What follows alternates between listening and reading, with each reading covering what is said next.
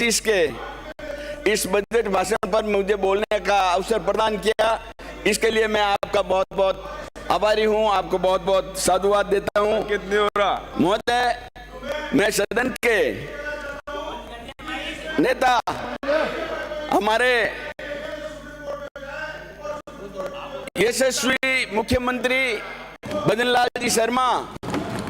और हमारे उप मुख्यमंत्री जो वित्त मंत्री के रूप में हैं, इन्होंने जो बजट पेश किया उसमें सबसे पहले तो मैं मुख्यमंत्री जी को और उप मुख्यमंत्री जी का भी धन्यवाद ज्ञापित करता हूं कि उन्होंने अपने इस बजट में सर्वजन कल्याणार्थ व समावेशी विकास में जो बजट दिया, जो प्रदेश की अर्थव्यवस्था को सुदृढ़ करने के लिए और उसके साथ के साथ समस्त क्षेत्र के आधारभूत विकास के लिए उन्होंने जो बजट समर्पित किया है, मैं उनका बहुत बहुत धन्यवाद ज्ञापित करता हूं। सभापति महोदय, माननीय मुख्यमंत्री महोदय के संकल्प आपनो अग्रणी राजस्थान, इसको चरितार्थ करने के लिए सर्वजन सुखाय सर्वजन हिताय और सभी वर्गों को ध्यान में रखकर उनके हित में राज्य के संपूर्ण विकास हेतु इस बजट को प्रस्तुत किया गया। मैं इस बजट का स्वागत और अभिनंदन करता हूं। माननीय सभापति महोदय, इस बजट में माननीय वित्त मंत्री महोदय द्वारा 10 संकल्प बताए हैं। हिज सीट आई क्यों जी, हिज सीट आई क्यों जी। H for women resource development, I for infrastructure development, S for sustainable development, S for social securities, E for economy को बढ़ाने के लिए और A for एग्रीकल्चर ग्रोथ और welfare for farmers, T for tourism, art and culture promotion, I industrial development और investment promotion, Q quality life के लिए और G जो इन सब को 9 संकल्पों के साथ यदि चलने के लिए गुड गवर्नेंस का जो सपना दिया है, निश्चित रूप से मैं मानता हूं कि इसमें ये विकसित राजस्थान का जो 2047 का मुख्यमंत्री जी ने सपना देखा है, निश्चित रूप से यदि इन संकल्प पे सही क्रियान्वयन हो गया तो राजस्थान 2047 के पहले इस सपने को साकार कर देगा। सभापति महोदय, जैसा कि बजट में कहा गया कि गत सरकार की गलत नीतियों के कारण पूरे प्रदेश की अर्थव्यवस्था चरमरा गई थी, साथ के साथ जो बीमारू राज्य की श्रेणी में राज्य आ गया था, लेकिन हमारे देश के यशस्वी प्रधानमंत्री नरेंद्र भाई मोदी जी के मार्गदर्शन में सबका साथ, सबका विकास, सबका विश्वास, सबका प्रयास, इस ध्येय को लेकर हमारे मुख्यमंत्री आदरणीय भजनलाल जी शर्मा जी के नेतृत्व में और उप मुख्यमंत्री जी एवं वित्त मंत्री महोदय के कठोर परिश्रम, जन कल्याण, जन विश्वास और समय पर खरा उतरने का इन्होंने जो सार्थक प्रयास किया, महोदय, जिन हालातों में प्रदेश की बागडोर हमें सौंपी गई थी, उस पर मैं ये कहना चाहूंगा, कश्ती चलाने वालों ने जब हार कर दी पतवार हमें, कश्ती चलाने वालों ने जब हार कर दी पतवार में, लहर लहर तूफान मिले और मौज मौज मझधार में, फिर भी दिखाया है हमने और दिखा देंगे सबको। इन हालातों में भी आता है दरिया पार करना हमें, इन हालातों में भी आता है दरिया करना पार हमें। सभापति महोदय, मैं प्रदेश के पश्चिमी क्षेत्र से, जोधपुर जिले के बिलाड़ा विधानसभा क्षेत्र से आता हूं, और उस क्षेत्र की सबसे प्रमुख समस्या है पेयजल की। और वहाँ वैसे विकास हुआ है, लेकिन जो मूलभूत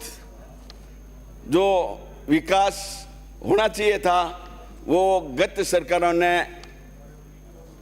किया नहीं, जिसे हमारे यशस्वी अभूतपूर्व मुख्यमंत्री वसुंधरा राजे जी ने 308 करोड़ की एक माणगलाव दांतीवाड़ा योजना बनाई थी, और उससे 2 नगरपालिका और 119 गांवों को जोड़ने का साकार रूप दिया था। लेकिन गत सरकार ने उसमें से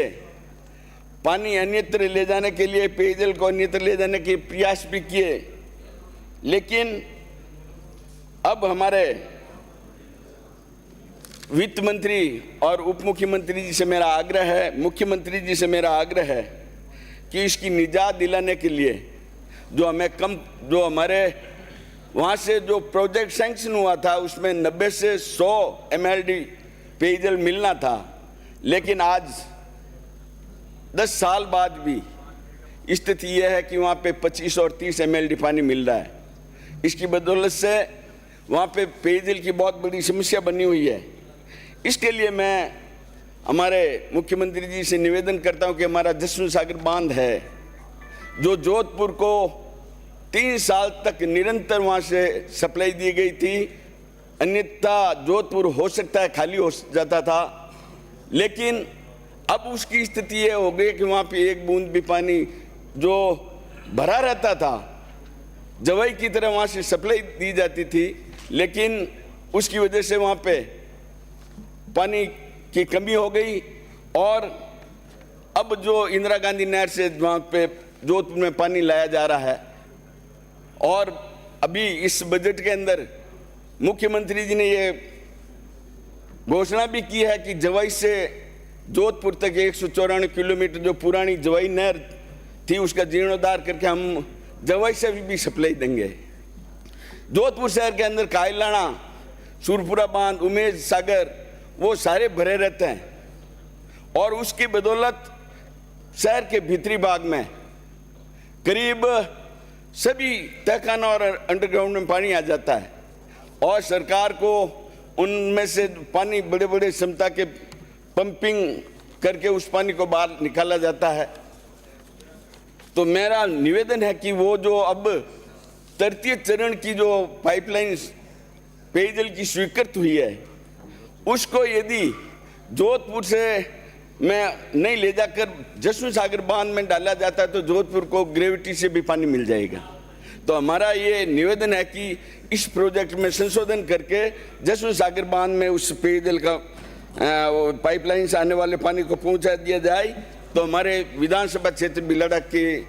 और आसपास के क्षेत्र की भी मांग पूरी हो जाएगी। सभापति महोदय, मेरा शिक्षा मंत्री जी भी विराजे हैं, इनका भी मैं ध्यान आकृष्ट करूंगा इस ओर कि आपने गरीब बच्चों के लिए, विद्यार्थियों के लिए पाठ्य सामग्री दी है,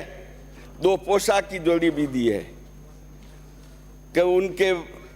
जो गरीब बच्चे हैं उनको आगे प्रमोट किया जाए। मेरा आपसे निवेदन है कि एक चीज़ की कमी रख दी है, उनको 2 जोड़ी जुराब और 2 जोड़ी शूज, जूते और जुराब भी साथ में दे दे तो एक रूपता आ जाएगी उन बच्चों में। जो निजी विद्यालय के बच्चे होते हैं उस तरह अपने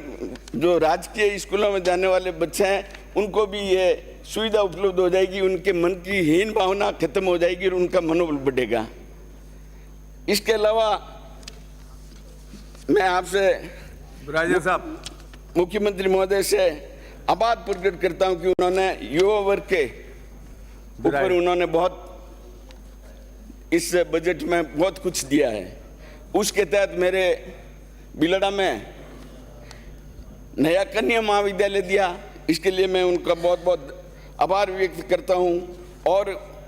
साधुवाद भी देता हूं। साथ के साथ 2 मिनट साथ के साथ जो हमारे जो अम्बेडकर राजकीय महाविद्यालय है उसके अंदर 2 सेकंड उसके अंदर विज्ञान संकाय खोल दिया जाए। और दूसरी जो मांग है मेरी, मैं वो 1 मिनट जय जोहार। 1 मिनट सबसे पहले एएमई इस सदन को बिलडा के अंदर जोहार। साथ के साथ एक मिनट। हाँ बोले, जल्दी बोले सर, पता ये टाइम मेरे में नोट मत करना सभापति जो महोदय। तहसील है उसको तहसील में कन्वर्ट किया जाए, ये मेरी जो डिमांड्स हैं। इसके अलावा आपने समय दिया, बहुत बहुत धन्यवाद। धन्यवाद। जय हिंद, जय भारत।